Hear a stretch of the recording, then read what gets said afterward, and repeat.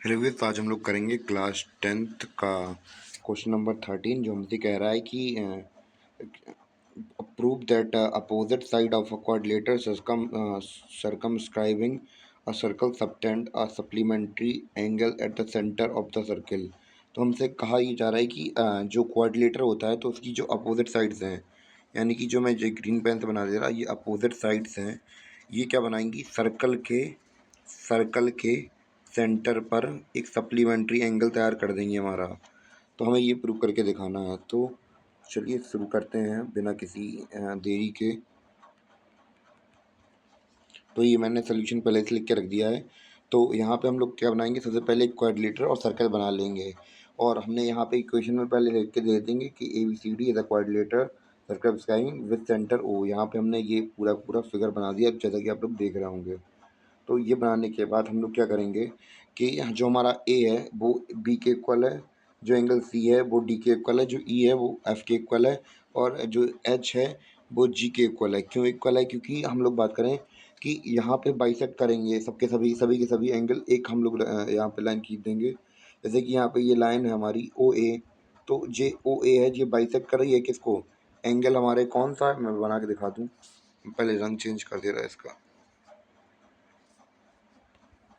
तो हमारा जो एंगल जे हमारा ओ ए है, ये बाइसेक्ट कर रहा है किसको, एंगल एफ ओ पी को, इसको बाइसेक्ट कर रहा है। जब हमें पता है कोई एंगल बाइसेक्ट करता है तो वो क्या करता है, किसी भी चीज़ को हम लोग बात करें दो इक्वल पार्ट में डिवाइड कर देता है। तो जब इक्वल पार्ट में डिवाइड कर दिया तो हमारा एंगल क्या हो गया, इक्वल पार्ट में डिवाइड कर दिया, एंगल ए बराबर क्या हो जाएगा, एंगल बी के। तो इस प्रकार हमने इस इक्वेशन को समझ लिया। तो इसी प्रकार हमारा ओ ए बाइसेक्ट करेगा एस ओ पी को, तो इस प्रकार हमारा angle A equal to angle B हो गया। तो angle O B, angle O sorry side line हमारी ये ओ बी है, ये बाइसेक्ट करेगी किसको, पी ओ क्यू को, पी ओ क्यू को इसको बाइसेक्ट करेगी। तो इस प्रकार हमारा जो एंगल सी है, ये मैंने मार्क कर दिया, ये बराबर हो जाएगा एंगल डी के। तो ये दोनों हमारे क्या हो जाएंगे, बराबर हो जाएंगे। इसी प्रकार हमारा एंगल ई है, आप लोग यहाँ देख रहे होंगे एंगल ई, ये किसके बराबर हो जाएगा, एंगल एफ के बराबर हो जाएगा। क्यों? क्योंकि ये लाइन ओ सी है, ये वाली लाइन ओ सी है, ये बाइसेक्ट कर रही है कि angle angle R O Q को, आर ओ क्यू को, ये वाली। तो हमारी ये वाली साइड इक्वल हो जाएगी किसके, इस वाली साइड के। और हम लोग देखेंगे कि हमारा एंगल हमारा एच है, ये एंगल हमारा एंगल, ये एंगल एच एंगल जी के बराबर हो जाएगा। कैसे? क्योंकि ये ओ डी लाइन ये कर रही किसे, एंगल आर ओ एस को, आर ओ एस, ये आर ओ एस को बाइसेक्ट कर रही है। इस वजह से ये हमारा क्या, एंगल एच इक्वल टू हमारा एंगल जी हो जाएगा। तो इस प्रकार हम क्या कर देंगे, जितने भी हमें angle A B C D E F G H जितने भी दिए गए हैं, सबको हम लोग क्या कर देंगे, लाइन से कतार में लगा के सबको ऐड कर देंगे। हमें पता है किसी भी सर्कल का सम कितना होता है, 360 डिग्री होता है। तो बस हमने बस वही फॉर्मूला अपनाया और यहाँ पे 360 डिग्री लिख दिया। और हमें पता था कि एंगल ए किसके बराबर है, एंगल बी के बराबर है।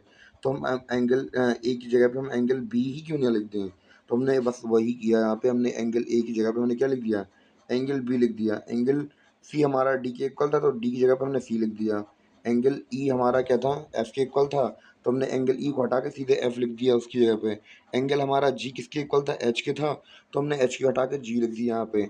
और हमें पता है कि जब दो एंगल बन गए हमारे तो क्या हो गया, टू बी हो गया। यहाँ पे आप लोग देख रहे होंगे two B, two C, two F और टू जी।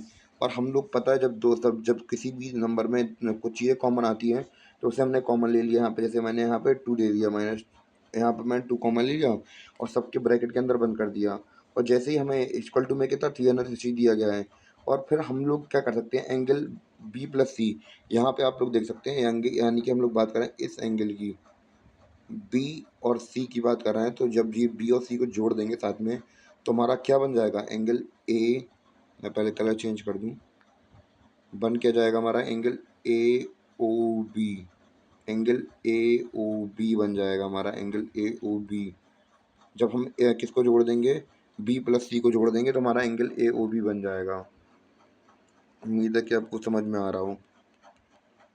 तो और हमारा एफ और जी को जोड़ देंगे तो क्या बन जाएगा, यानी कि मैं यहाँ पे थोड़ा कलर कर दूं पहले,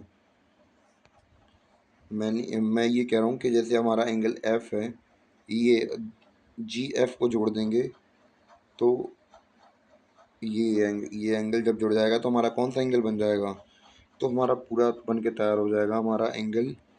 इसमें भी मैं थोड़ा कलर भर दूँ। हमारा एंगल डी ओ सी, ये वाला एंगल एंगल डी ओ सी, जब इन दोनों को जोड़ देंगे तो क्या बन जाएगा, एंगल हमारा डी ओ सी बन जाएगा। उम्मीद है कि आपको समझ में आ रहा हो। और जो हमारा टू था, ये आप लोग टू देख रहे हैं, ये डिवाइड में चला गया और इससे 360 को काट दिया और एंगल कितना आ गया हमारा, 180 डिग्री आ गया। और हमने यहाँ पे लिख दिया angle A O B equal to angle D O C, angle A O B equal to angle D O C कितना बराबर हो गया, 180 का। तो इस प्रकार हमने प्रूव कर दिया। तो हमारा angle A O B and D O C supplementary angle बनाता है कहाँ पे, सेंटर पर। तो हमने इस प्रकार प्रूव कर दिया और बस हम लोग लिख देंगे और यही हमारा आंसर था। उम्मीद है कि आपको समझ में आया हो क्वेश्चन नंबर 13।